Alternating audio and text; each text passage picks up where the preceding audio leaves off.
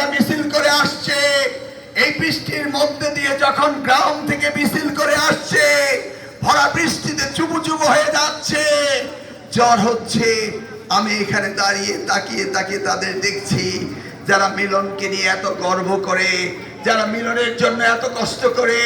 আমার কি দায়িত্ব নাই? আমি শুধু দাঁড়িয়ে দাঁড়িয়ে বলছি, আজকে যারা আমার এই প্রশংসা করছে, হে মিলন, তুমি যতদিন পিছিয়ে থাকবে ততদিন তাদের প্রতি কৃতজ্ঞ থাকবে। আমি তো বাটপারি করে এমপি হয়ে আপনাদেরকে ঠকিয়ে পয়সা রোজগার করার জন্য আমেরিকা থেকে আসিনি। আসলে 96-তে এমপি হয়েই তো আমি আমার সম্পদ বানিয়ে চলে যেতাম, যেইভাবে আওয়ামী লীগ চলে গিয়েছে। আমি তো মন্ত্রী হয়ে আমার শ্বশুর বাড়িতে দালান হয়নি, হয়েছে। আমার শ্যালক রতনকে এসব ধমক দিছে বলে আমি মন্ত্রীর শালা। আরে মন্ত্রীর বাড়ির চাকরের ধমক তো দেখছেন আজকালকার দিনে কেমন? কি ভাই দেখেন নাই?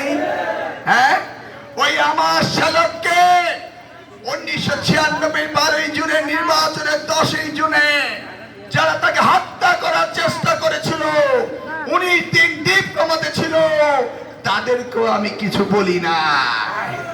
ওই রহিমানগরে শাহজালাল্লাহ বলেছিলাম তারা আওয়ামী লীগকে ফান্ড করে, তারা সন্ত্রাসীকে ফান্ড করে, তারা মনে করে আমি বুঝি না। মাফ করে দিয়েছিলাম। তোমরা যা করছো আগামী দিনের জন্য সাবধান হয়ে যাও। তোমরা ভেবো না তোমরা 100 কোটি টাকার মালিক হয়েছে বলে মিলনকে তোমরা টাকা দিয়ে, মিলনের 2 নম্বর টিমকে টাকা দিয়ে মিলনকে তোমরা পরাজিত করবে, এই ভাবনা, এই দুরাশা কখনো হবে না। আমার সাথে আছে কচুয়ার জনগণ। কচুয়ার জনগণ জানে মিলন মানে ইমানদার, মিলন মানে কচুয়ার শান্তি, মিলন মানে জনগণের সবচেয়ে বেশি ক্ষমতাবান। নাকি আমার সময় কি কেউ কখনো ভয় পাইতেন? বলেন ভাই। পাননি। আমি জানি, আমি জানি কচুয়ার মাটি আমাকে ভালোবাসে। আমি এটা দেখতে পাই। আমি কচুয়ার জনগণের চোখের দিকে তাকিয়ে আমি বুঝতে পারি তারা আমাকে ভালোবাসে। আমি শিক্ষা ব্যবস্থায় পরিবর্তন এনেছিলাম, মানিনি? আপনাদের মিলন খালি পালগিরি আর গোবিন্দপুরের ভিতরে প্যাকেট করা না, সারা বাংলাদেশ মিলনকে চিনে। এই পরিচিতি দিয়েছে আমাকে তারেক রহমান। কে এই পরিচিতি দিয়েছে আমাকে? বেগম খালেদা জিয়া। দেয়নি আমাকে পরিচিতি? মন্ত্রী বানায়নি? বানিয়েছিল। কেন? আপনার ভোট দিয়ে এমপি বানিয়েছিলেন বলেই তো। ইনশাআল্লাহ আগামীতে আবার ভোট দিন। মন্ত্রী বানানোর দায়িত্ব বেগম খালেদা জিয়া, মন্ত্রী বানানোর দায়িত্ব তারেক রহমানের। তারেক রহমান, বেগম জিয়া আপনাদের মিলনকে নিয়ে গর্ব করে। কি বলে বেগম জিয়া?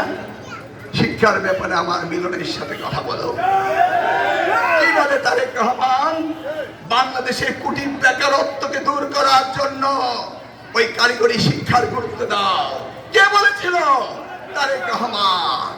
বাংলাদেশকে নিয়ে যেমনি ভাবে শহীদ রাষ্ট্রপতি জিয়া রহমান চিন্তা করেছিল, যেমনি ভাবে চিন্তা করেছিল বেগম খালেদা জিয়া, তেমনি ভাবে চিন্তা করে তারেক রহমান। নাকি আপনি কি মনে করেন আপনারা হেরে গিয়েছেন? মোটেও না। আপনারা কি মনে করেন আপনাদের মিলন ঘাবড়ে গিয়েছে? মোটেও না।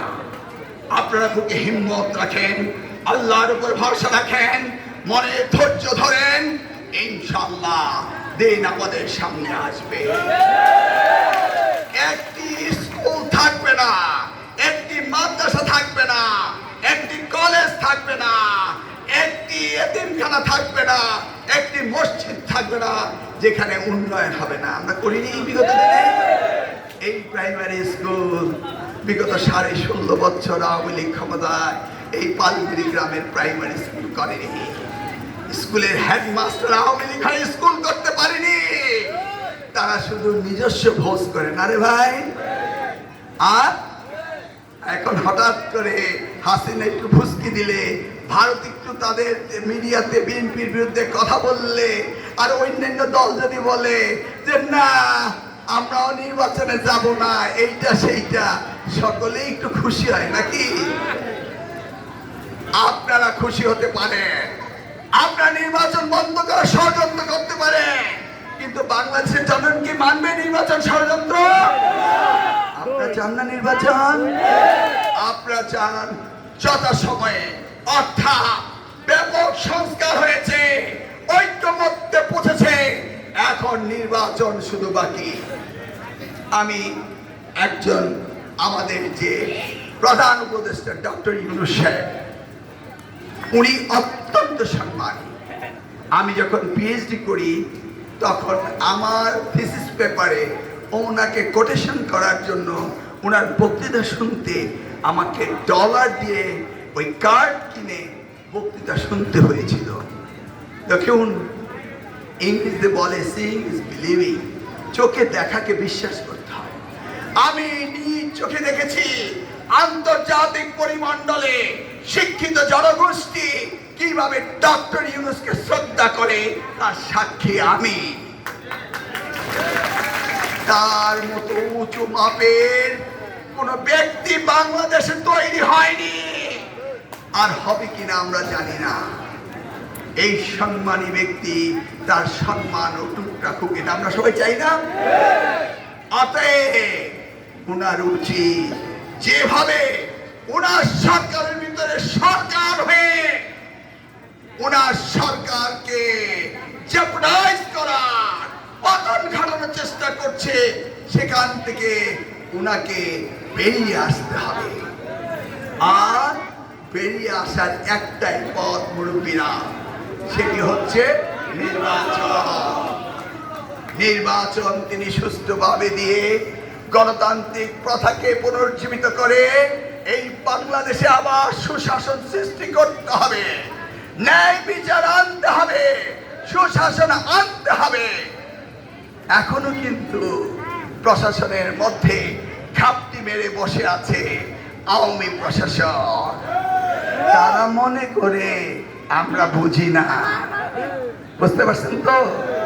হায় রে, 5 বছর মন্ত্রী ছিলাম, দেশ চালিয়েছি, ওই পিছনে বসে না, সামনে বসে।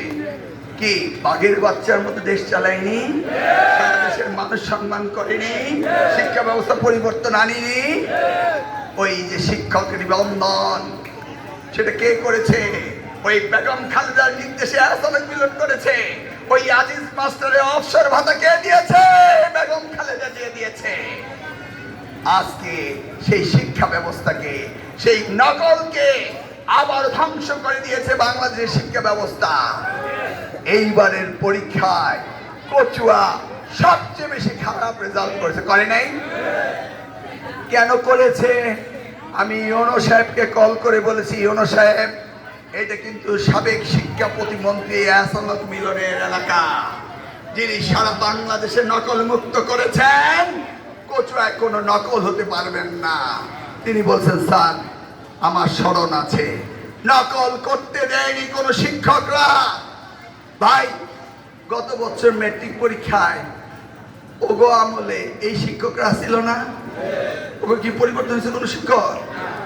গতবার নকল হয়, এবার নকল হয় না কেন? কারণ গতবার নকল করিয়েছে, শিক্ষায় ধ্বংস করিয়েছে আওয়ামী লীগ সরকার, নাকি? এই শিক্ষাকে ফিরে আনতে হবে। আপনার জীবনের স্বপ্ন কি? আপনার ছেলে মেয়েকে সুশিক্ষিত করা। এর চেয়ে বড় স্বপ্ন কার আছে?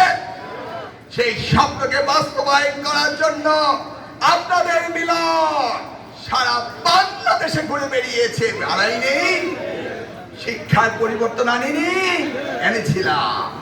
আগামী দিনও আবার ইনশাল্লাহ সারা বাংলাদেশে শিক্ষার পরিবর্তন আসবে, এবং আমার কচুয়া, আমাদের কচুয়া সন্তানরা বাংলাদেশে সেরা শিক্ষিত উপজেলা হিসেবে আমরা প্রমাণ করে দেব। বুঝতে পেরেছেন? প্রিয় এলাকাবাসী, আপনারা অনেকক্ষণ ধরে ধৈর্য ধরে আছেন, বৃষ্টিতে ভিজে চুপচুপ হয়ে গিয়েছেন।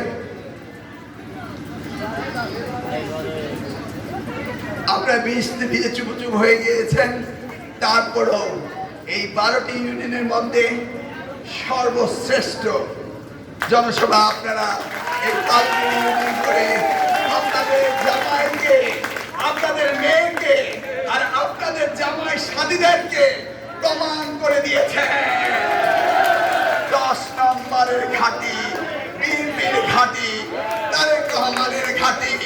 আমি আশা করি আগামী দিনে আপনারা ঐক্যবদ্ধ থেকে আবারও নির্বাচনে ধানের শীষকে জয়যুক্ত করবে এবং এই শহীদ জিয়া জাতীয়তাবাদী দলকে আপনারা আবারও, আমাদের আজিজ মাস্টার সাহেব শরীর খারাপ হয়ে চলে গেছে, তার জন্য দোয়া করবেন। আমি আপনাদেরকে সবাইকে ধন্যবাদ দিয়ে কিছুদিনের মধ্যে তারেক রহমান দেশে আসবে এই সুখবর আপনাকে দিয়ে বিদায় নিচ্ছি। আল্লাহ হাফেজ। বাংলাদেশ জিন্দাবাদ। শহীদ জিয়াউর বেগম জিয়া সুস্থ থাকো, তারেক রহমান দেশে ফিরে আসো। এই 10 নম্বর বাসী, পালগুড়ি বাসী জিন্দাবাদ। আসসালামু আলাইকুম।